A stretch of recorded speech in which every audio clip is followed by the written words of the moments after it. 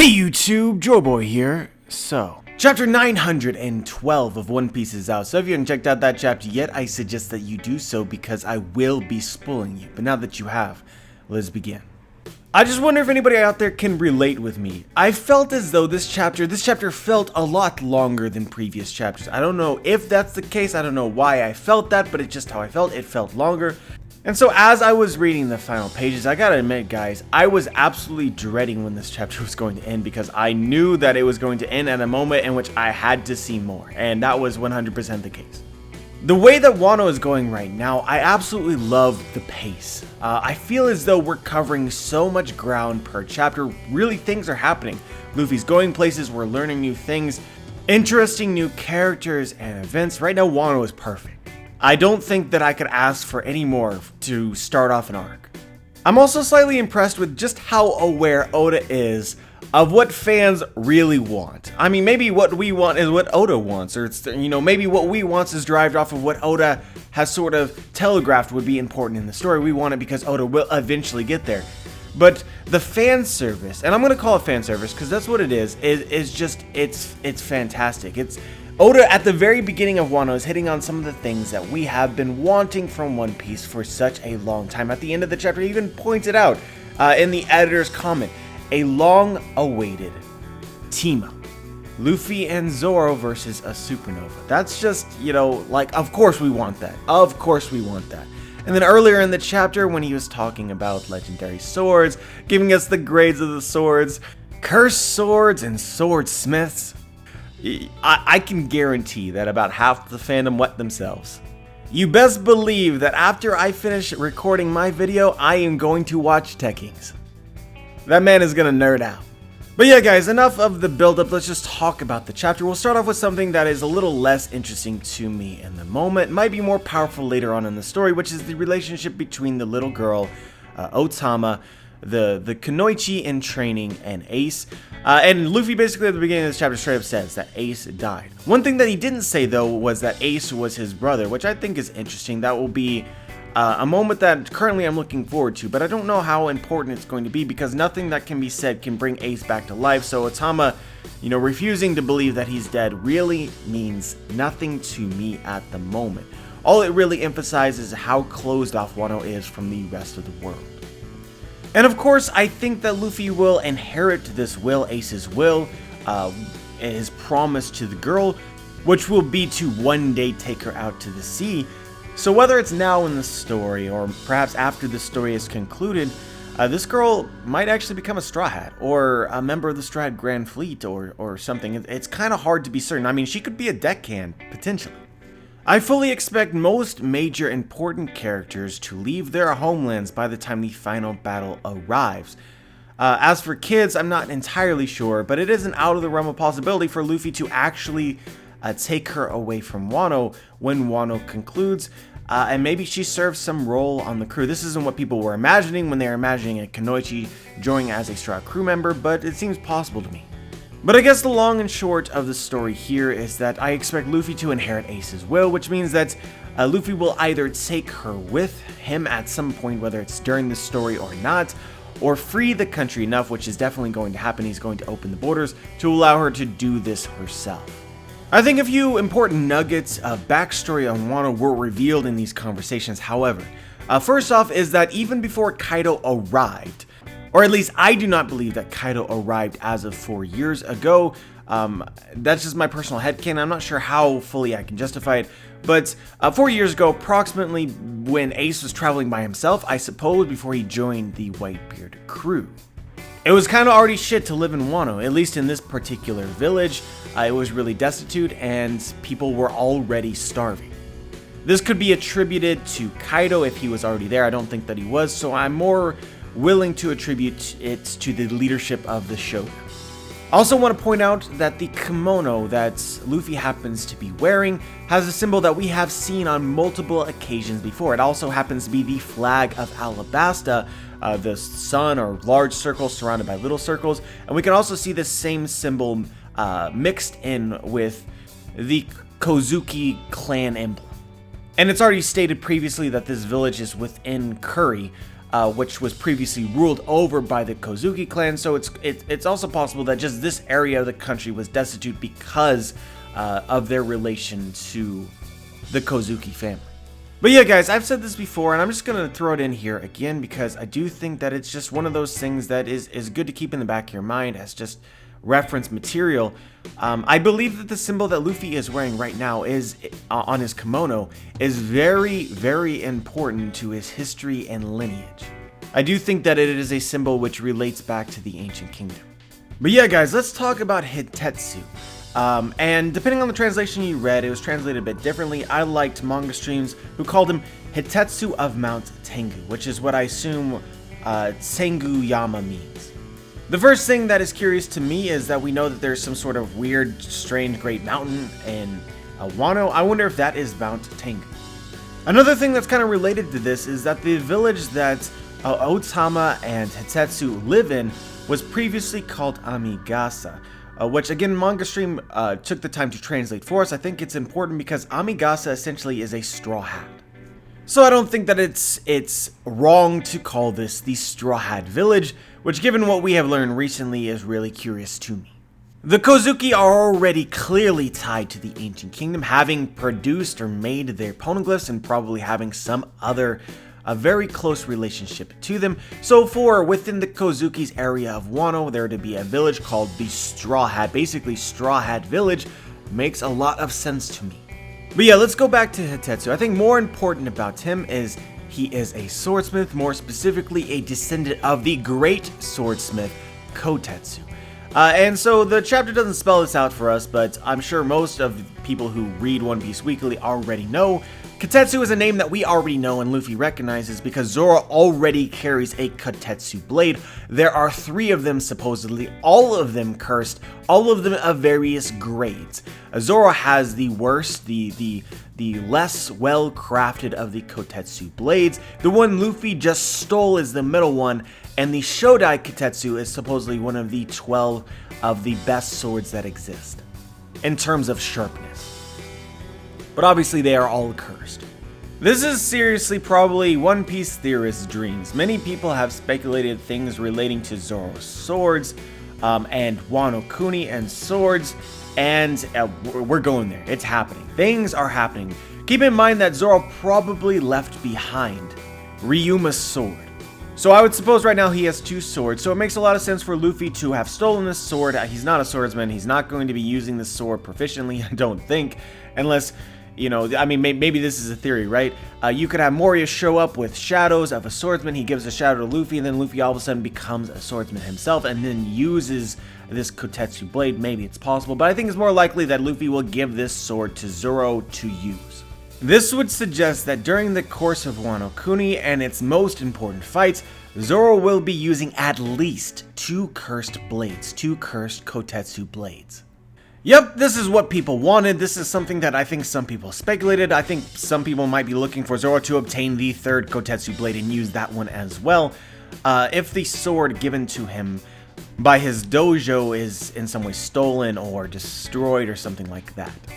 But yeah, there's a ton of theories. There's a whole bunch of theories we could talk about. First off, everyone loves to speculate about the nature of the cursed swords and its effect on Zoro. A lot of people relate it to his closed eyes, like the curse sort of seeps into him and he has to close his eyes to control the curse, and all sorts of various derivatives of this idea.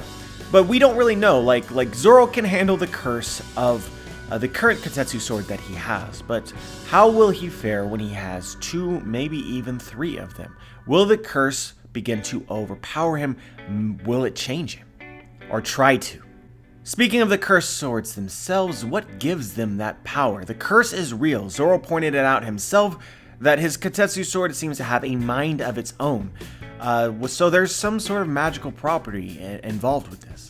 But regardless, I think it's very easy to speculate that by the end of Wano, Zoro will be leaving with the Nidai Kotetsu. Which means that in order for him to maintain 3-sword style, a sword has to go. It could be that he gets back Ryuma's sword, it could be that he replaces this Kotetsu with his previous one, or maybe Kuena's heirloom ends up getting destroyed. But these are the circumstances which make the most sense to me. It's either that Zoro is going to be carrying all of the Kotetsu blades, all 3 of them, by the end of the story, or he is only going to carry 1 of them. I don't imagine 2 of them fits for me. Or of course the story could move in such a direction in which Zoro realizes that he should be carrying none of them. So I've already mentioned this, but we'll say this again. It could be possible that the cursed nature of the Kotetsu blades plays a very important role in WANO. Potentially, Zoro realizes that the curse is not good. They are not blades that he should be using, which relates to another theory that I've talked about before, and my personal preference for a sword that I think Zoro should eventually carry if he doesn't just carry all 3 cursed blades. The idea is that Zoro would need a sword made for him. All the swords that he currently carries are named blades that have stories that predate him. They are not Zoro's swords, they are Kotetsu blades, they are, Ryuma's blade, they're not Zoro's sword. So perhaps Zoro needs a sword which gains infamy just based on being carried by Zoro alone. A sword that Zoro himself would name. And when I speculated this previously, I speculated that perhaps in Wano Kuni, there might be something like a swordsmith potentially related to the Kotetsu family. And here we are. I think it's a good time to speculate this again. Maybe Hitetsu ends up by the end of Wano forging Zoro a brand new, great grade or legendary grade sword that has had no previous owners. I think I probably mentioned this before, but the reason why this idea really appealed to me, aside from Zoro really needing a sword that is directly tied to him and not to anybody else, is I don't think that the Kotetsu blades are swords that Zoro should carry. That obviously is yet to be proven to be the case, but if Zoro had a sword forged for him, Zoro's sword we could call it, then his other 2 swords could be Ryuma's blades, which it is a common theory that Ryuma is a ancestor of Zoro. They look very similar when Ryuma was younger, so potentially Ryuma's sword, he could earn this through the events in Wano. Being the descendant of Ryuma himself, it is his right to own the sword. So Ryuma's sword would be the sword of his ancestors. And then you have the Wado Ichimonji, which is the white sword, and it was given to him by Kuena and her family, the dojo that Zoro was trained at. So you could describe this sword as the sword of his masters. So you have Zoro's sword, the sword of his ancestors, and the sword of his masters, those 3 being his 3 blades. Makes a lot of sense to me. But regardless, guys, I am so amped to find out what happens with Zoro's swords. The little kid in me is just like, yep, I like this. Let's go back to Hitetsu for just a brief moment. He also claimed to be waiting for someone very similar to Otama. And so who he is waiting for is not explicitly spelled out to us. We can make a few guesses. Goldie Roger, Whitebeard, Odin himself, all of these make sense to me. That's sort of who I'm looking at the moment. Now some of you might say, well, it's kind of ridiculous for Hitetsu not to know that Whitebeard and Roger are dead, but this is Wano we're talking about, closed borders, they don't get any news. It's quite possible that he does not know Roger is dead. Another thing worth bringing up about Hitetsu is his supposed allies. If Luffy were to meet them, then he wouldn't have to pay for food or medical care. They would help him for free. And so, we've already suggested that these people might be part of the resistance group. They might be part of Kinemon's group. So that could be the allies he refers to. It could also be other people as well, and that Luffy will play an important role in recruiting them. But I'm kind of secretly hoping that his allies are ninjas. Secretly, not so secretly. And last thing about Hitetsu is there was another sword that he carried, his own sword we can suppose, that is also named. Luffy asked to borrow it, he said no, it's too important. I'm just really curious as to what this sword is, and if Hitetsu is carrying a legendary grade sword, one of these 12 strongest. Because as of now, we have only seen 1, which is Mihawk's sword, and heard of 2, the second being the Shodai Kitetsu. But yeah, moving towards the end of the chapter, Luffy takes Otama and is looking for some kind of cure for her, and finds and discovers what Hitetsu described, which is the wasteland, which is the majority of Wano Kuni. And I think that it's implied that this wasteland was created in large part due to Kaido's activities there, specifically his factories. And so Otama says that there's a quarry and a weapons factory very near where Luffy is. A quarry, if you don't know, is where they harvest rock. Or I suppose in simpler terms, it's where they dig and find various things of use in the ground. So I'm curious why there would be a quarry. Maybe for sea stone? Or maybe for some other valuable mineral that we are not yet sure of that Kaido uses. But the weapons factory makes a lot more sense because we know that Kaido's crew uses all sorts of dangerous weapons. Potentially they learned how to make them from Caesar.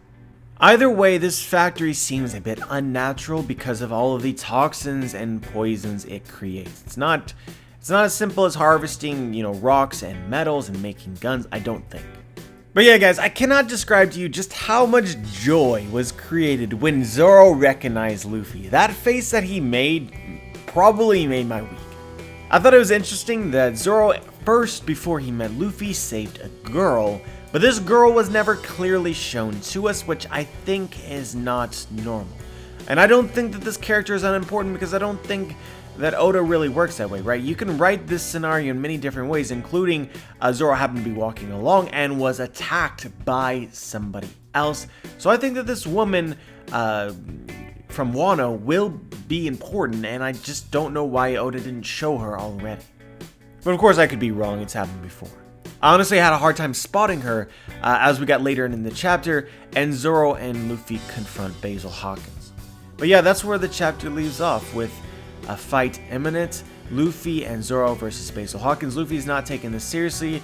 I don't think that they should have a problem with Hawkins at all.